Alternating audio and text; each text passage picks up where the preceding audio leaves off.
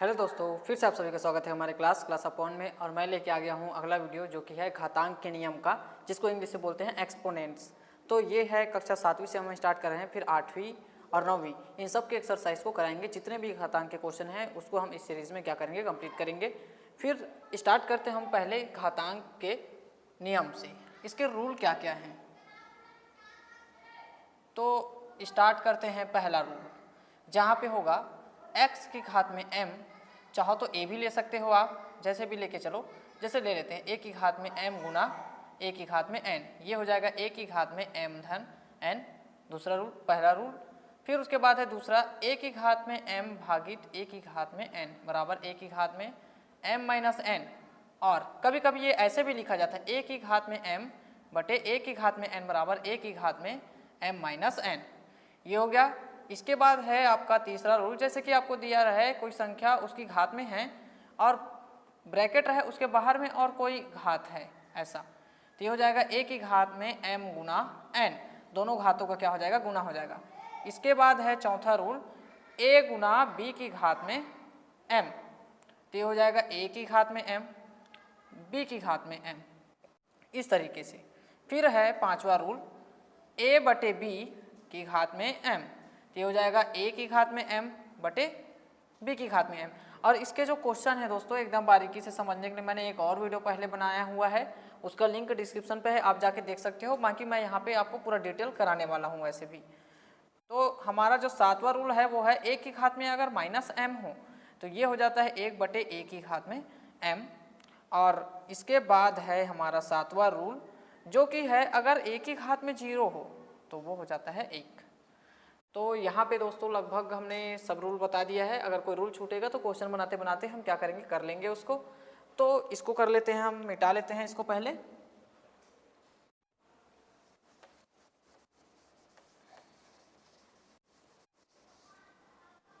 अब स्टार्ट करते हैं हम एक्सरसाइज 6.1 यानी कि 6.1, जो कि कक्षा 7वीं का है, जहाँ पे कुछ दिया हुआ है घातीय संकेतन के रूप में लिखिए। तो ये बिल्कुल ही आसान है। कुछ क्वेश्चन को तो मैं यहीं पे सॉल्व कर दूंगा और कुछ बड़े क्वेश्चन को मैं क्या करूंगा, यहाँ पे हल करके बताऊंगा। तो यहाँ पे देखिए, जैसे कि 3 गुना 3 गुना 3 गुना 3 गुना 3, आप गिन लीजिए कितने बार है, 1 2 3 4 5 बार है।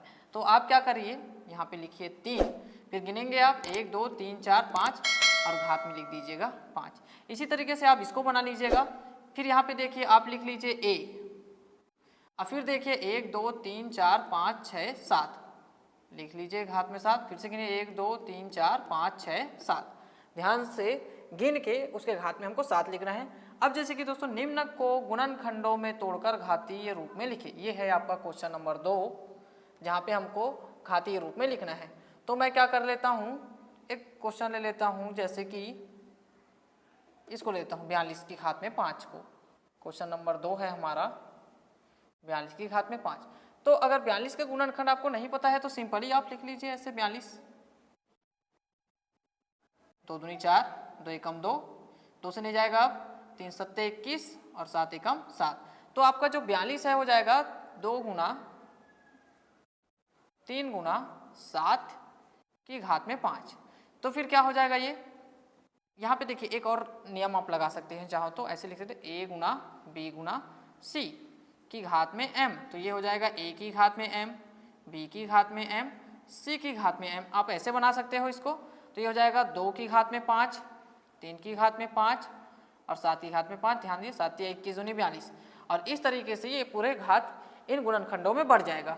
अब फिर जैसे कि और कोई क्वेश्चन बनाना है हमको, जैसे कि ये 17 या 51 होता है और नहीं टूटेगा वो।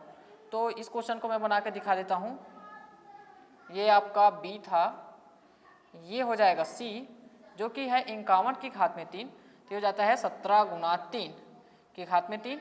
आप चूंकि करके हमेशा क्या कीजिएगा, सूत्र लगाइएगा, a गुना b की घात में m बराबर a की घात में m गुना b की घात में m। और फिर लिख लीजिए 17 की घात में 3 गुना 3 की घात में 3। बहुत ही आसान था दोस्तों क्वेश्चन नंबर 2। आप क्या कर लीजिएगा, बाकी के 2 क्वेश्चन को वैसे बना लीजिएगा। फिर आते हैं सिद्ध कीजिए। बहुत ही आसान है, सिद्ध कीजिए। जैसे कि मैंने अभी कुछ ये क्वेश्चन बताए हुए हैं, उसी से रिलेटेड ही क्या होगा, ये बनने वाला है। मिटा लेते हैं अब इसको हम।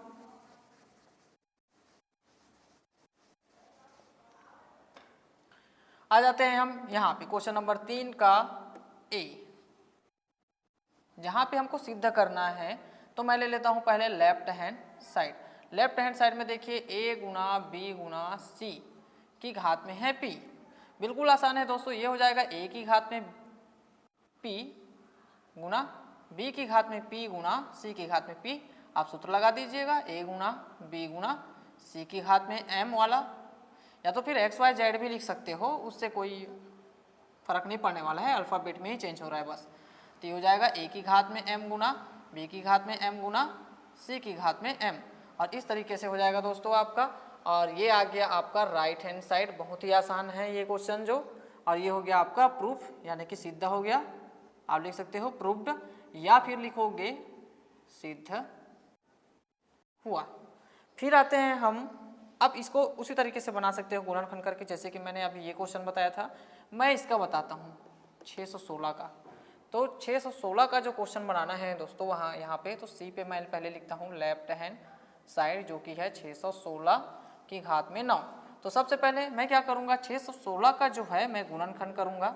देखिए इस तरीके से गुणनखंड करते हैं, लिख लीजिए आप 616। फिर देखिए 2 तिया 6, एक तो छोटा है 0 लगा दीजिएगा, 2 अट्ठे 16, फिर 2 से जाएगा 2 एकम 2, 2 पंचे 10, 2 चौक 8, फिर 2 से दीजिएगा 2 सत्ते 14 और 2 सत्ते 14। इसके बाद दोस्तों ये 2 से नहीं जाएगा, 3 से भी नहीं जाएगा और 5 से भी नहीं जाएगा, आप करके देख लीजिएगा। ये जाएगा 7 से, 7 एकम 7, 7 एकम 7 और फिर 11 एकम 11। आप इसको पूरा बराबर करके लिखिएगा 2 गुना 2 गुना 2 गुना 7 गुना 11। अब चूंकि हमको लाना है 8, तो क्या कर लीजिए आप इसको गुना कर दिए, 2 दूनी 4 दूनी 8। और हाँ, घात में 9 लिखना नहीं भूलिएगा। इसको क्रम में जमाइए, 7 को पहले 7 गुना 8 गुना 11 की घात में 9। तो ये हो जाएगा 7 की घात में 9 गुना 8 की घात में 9 गुना 11 की घात में 9। और इस तरीके से ये आ गया आपका राइट हैंड साइड जो कि हो जाता है प्रूव्ड। तो दोस्तों ये बहुत ही आसान था। अब आगे बढ़ते हैं हम नियमों का उपयोग करते हुए। आपको क्या करना है, घातांक के रूप में लिखना है। ये क्वेश्चन आप बना लीजिएगा, बहुत ही आसान है ये। 2 तिया 6 और 6 पंचे 30। आप गुणनखंड करके देख लीजिएगा, ये बहुत ही आसान है, बन जाएगा। फिर इसके बाद क्या करना है, हम आते हैं क्वेश्चन नंबर 4 पे। नियमों का उपयोग करते हुए घातांक के रूप में लिखिए। मैं साथ ही साथ बता देता हूँ दोस्तों, अगर आपको कहीं पे भी कुछ डाउट हो तो आप हमें कमेंट कीजिए, हम बिल्कुल कोशिश करेंगे उसको अच्छे तरीके से आपको समझाने की। और आप हमें सपोर्ट कीजिए और हमारे चैनल को सब्सक्राइब करके अपने दोस्तों तक इस लिंक को जरूर शेयर कीजिएगा। तो आते हैं हम क्वेश्चन नंबर 4 पे, जिसको हमें बनाना है। पूरा पहले मिटा लेते हैं हम।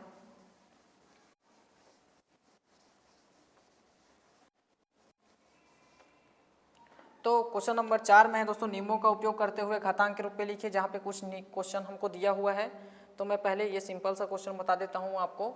चौथा का ए जो है हमको दिया गया है, हम लिख लेते हैं सॉल्यूशन। 6 की घात में 8 गुना 7 की घात में 8, ये हो जाएगा 6 गुना 7 की घात में 8। चाहो तो आप 6 सत्ते 42 लिख सकते हो, ये हो जाएगा। नियम लगेगा यहाँ a की घात में m गुना b की घात में m बराबर a की घात a गुना b की घात में m। जस्ट उल्टा लगा हुआ है ये नियम, आप ऐसे लगा सकते हो और इस तरीके से हो जाएगा आपका आंसर।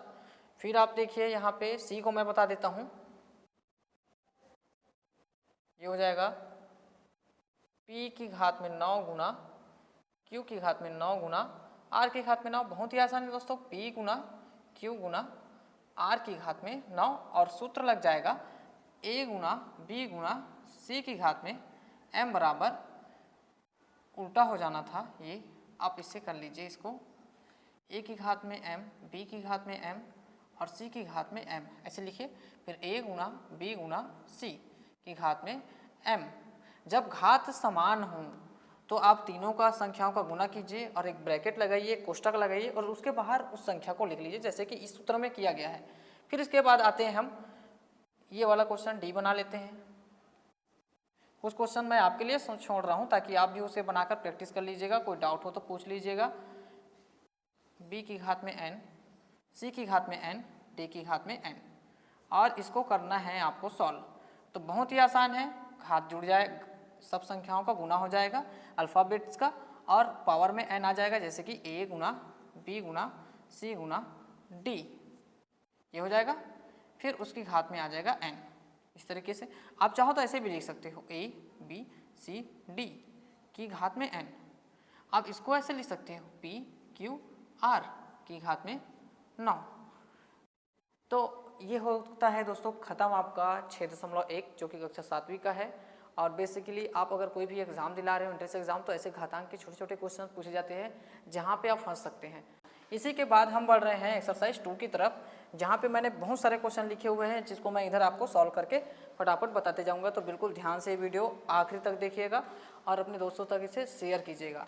तो स्टार्ट करते हैं हमारे पहले क्वेश्चन से। निम्न को घातीय रूप में लिखिए। तो घात के रूप में इसको लिखना है, तो हमको जो दिया गया है ये वाला, स्टार्ट करते हैं हम ए से। पहला का मैं लिख लेता हूँ सॉल्यूशन, और हमको दिया गया 6 की घात में 5 भागित 6 की घात में 3। तो सबसे पहले आप इसको लिखो 6 की घात में 5 बटे 6 की घात में 3, फिर 6 की घात में 5 ऋण 3, 6 की घात में 2। तो मैंने फटाफट इसको लिख के सॉल्व कर दिया, लेकिन अब जानते हैं आया कैसे। तो इसका होता है सूत्र a की घात में m बटे a की घात में n बराबर a की घात में m माइनस n, यानी कि कोई घातांक जब भाग में हो तो उसके घात क्या हो जाते हैं, घट जाते हैं। तो ये हो गया दोस्तों सिंपल सा क्वेश्चन। अब यहाँ से ये क्वेश्चन कर लेते हैं डी को, जो कि दिया है mn की पावर में 7 घात में 7 और mn की घात में 2 बराबर लिखिए mn की घात में 7, भाग को बटे में बदलिए, mn की घात में 2 को नीचे लिखिए, फिर ये हो जाएगा mn की घात में 7 ऋण 2 और mn की घात में ये हो जाएगा 5। बिल्कुल यही वाला फॉर्मूला यहाँ लग रहा है, देख लीजिए। फिर इसके बाद है सिंपली सा कोई भी क्वेश्चन कर लेते हैं अपन, जैसे कि ये सी। टफ क्वेश्चन ही पकड़ रहा हूँ दोस्तों, बता रहा हूँ मैं, ताकि आप बाकी के क्वेश्चन आसानी से बना सकें। ये हो जाएगा।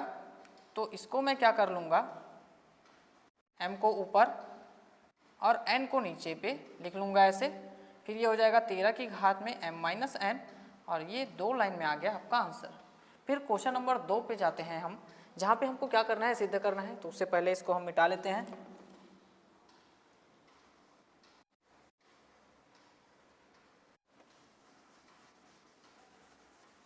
फटाफट ये हो गया। फिर इसके बाद आते हैं क्वेश्चन नंबर 2 पे, जहाँ पे सिद्ध कीजिए 6 की घात में 5, 6 की घात में 4 बराबर 4, p की घात में 9, p की घात में 4, सॉरी ये 6 होगा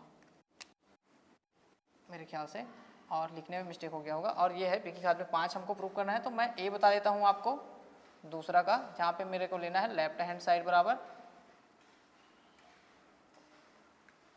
6 की घात में 5 बटे 6 की घात में 4। हाँ आप क्या कीजिए, यहाँ नीचे लिखिए 6 की घात में 5 ऋण 4, 6 की घात में 1 मतलब 6, और सूत्र लगा लीजिए यहाँ पे a की घात में m बटे a की घात में n बराबर a की घात में m माइनस n। ये सूत्र लगना है दोस्तों, बहुत ही आसान है। फिर है धनात्मक घात के रूप में लिखिए तीसरा, बिल्कुल आसान है। जैसे कि पहला ही ले लेते हैं 12 की घात में ऋण 3, ये हो जाएगा 1 बटे 12 की घात में 3, आसान है। सूत्र लगाइए a की घात में माइनस m बराबर 1 बटे a की घात में m, वो चले जाता है हर पे और ऋणात्मक से हो जाता है धनात्मक। और जैसे कि कोई क्वेश्चन है, जैसे कि मैं बता देता हूँ b को ही बता देता हूँ, 19 की घात में ऋण 5, तो 1 बटे 19 की घात में 5 हो जाएगा। फिर उसके बाद है चौथा क्वेश्चन 3 की घात में ऋण 9, अंश को हर में बदलना है। तो ये हो जाएगा आपका 3 की घात में ऋण 9 बटे 1, ये हो जाएगा 1 बटे 3 की घात में 9, ये इस तरीके से चेंज हो जाएगा। फिर इसके बाद जैसे कि ये चौथा का a हो गया। फिर उसके बाद है b, तो चौथा के b में आप देखिए a की घात में m, डिटेल में लिखते हैं थोड़ा अच्छे से, a की घात में m, b की घात में n, सॉरी ये m ही है। तो ये होगा क्या, 1 बटे a की घात में माइनस m, b की घात में m, जो कि पहले से है, ये हो जाएगा। और बहुत ही आसानी से ये बन जाएगा। तो आप ऐसे ही वो क्वेश्चन आप सॉल्व कर सकते हो। और इसके बाद है क्वेश्चन नंबर 5, जो मैं यहीं फटाफट आपको बता देता हूँ। क्वेश्चन नंबर 5, हर को अंश में बदलना है, यानी कि ऊपर चले जाएगा, एकदम सिंपल सा है। 1 बटे 35 की घात में 4 जो है 35 की घात में ऋण 4 हो जाएगा। सूत्र लग जाएगा 1/a की घात में -m बराबर a की घात में m, सॉरी ये आपका +m है तो ये हो जाएगा -m। बहुत ही आसान है दोस्तों। फिर इसके बाद है मान ज्ञात कीजिए। छठवां क्वेश्चन आसानी से बन जाएगा, कोई भी ले लीजिए। 273 की घात में 0 है तो ये हो जाता है 1। सूत्र है दोस्तों a की घात में 0 बराबर 1। तो वैसे ही इसको लिखिए, घात में 0 है, क्या करोगे बराबर 1 लिख दीजिएगा, बहुत ही आसान है। फिर है क्वेश्चन नंबर 7। तो क्वेश्चन नंबर 7 को क्या करेंगे, अब बनाएंगे हम। तो क्वेश्चन नंबर 7 है 2 की घात में 4 बराबर 4, सॉरी 2 की घात में x बराबर 4। तो क्या करें, इसको चेंज करते हैं। 2 की घात में x है तो ये 2 की घात में 2 होगा। फिर क्या करेंगे, घातों की तुलना करेंगे क्योंकि हमको घात का मान निकालना है। तो x बराबर हमको क्या मिल जाएगा, 2 मिल जाएगा। आगे क्वेश्चन को बनाते हैं, उससे पहले मिटा लेते हैं जो भी हमने अभी बनाया है।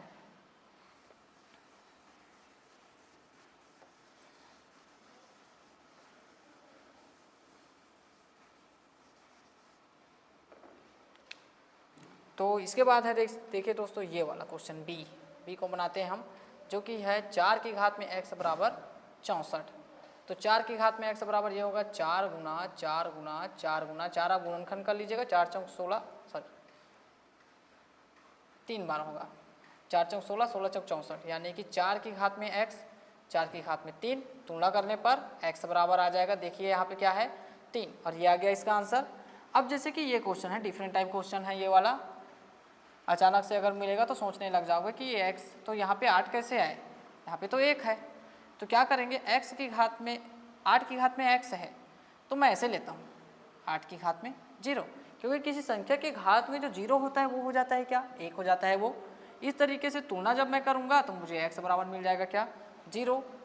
फिर उसके बाद है यहाँ पे फिर ये 1/4 है ना, आप इस 64 को ऊपर ले जाइए, x बराबर ऋण 3 मिलेगा, बन जाएगा। ये वाला क्वेश्चन जो है बहुत ही इंपॉर्टेंट है और अच्छा क्वेश्चन है। तो है 3 की घात में 2x धन 4 हमको दिया गया है, 3 गुना 243 हमको दिया हुआ है। तो 243 का पहले हम क्या करेंगे, गुणनखंड कर लेते हैं। 243 3 से जाएगा, 3 अट्ठे 24, 3 एकम 3, 3 दूनी 6, 3 सत्ते 21, 3 निया 27, 3 तिया 9 और 3 एकम 3, 1 2 3 4 5। तो 3 गुना 3 गुना 3 गुना 3 गुना 3 गुना 3, 1 2 3 4 5 6, क्या हो जाएगा 3 की घात में 6, और इधर है 3 की घात में 2x धन 4। घातों की तुलना करेंगे हम, लिख देते हैं घातों की तुलना करने पर। तो मैं जब घात का तुलना करूंगा तो मिल जाएगा 2x धन 4 बराबर 6, इधर ले जाइए आप। तो 2x बराबर 4 इधर आएगा तो 6 ऋण 4, यानी कि 2x बराबर आपको मिल जाएगा 2। फिर 2 का तिर्या गुना करा दीजिए तो x बराबर मिल जाएगा 2/2, कैंसल हो जाएगा, और x बराबर आपको मिल जाएगा 1। तो हमको करना क्या है कि जो सतही क्षेत्रफल है, सॉरी विश्व की जो जनसंख्या है उससे क्या करेंगे, इस सतही क्षेत्रफल को भाग दे देंगे। तो मैं लिखता हूँ यहाँ पे, जैसे कि इसको सॉल्व करना है, सिंपल भाग ही देना है हमको। मैं लिखूंगा प्रति वर्ग किलोमीटर जनसंख्या, ऐसे। और इसके बाद मैं क्या करूँगा, मैं लिखूंगा विश्व की जनसंख्या,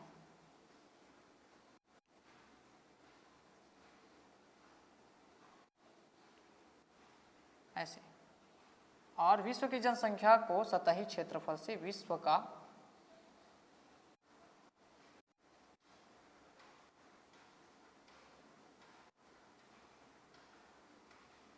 क्षेत्रफल से क्या कर देना है, भाग देते हैं। तो विश्व की जनसंख्या है 5 गुना 10 की घात में 9, और विश्व का जो सतही क्षेत्रफल है वो है 4 गुना 10 की घात में 11।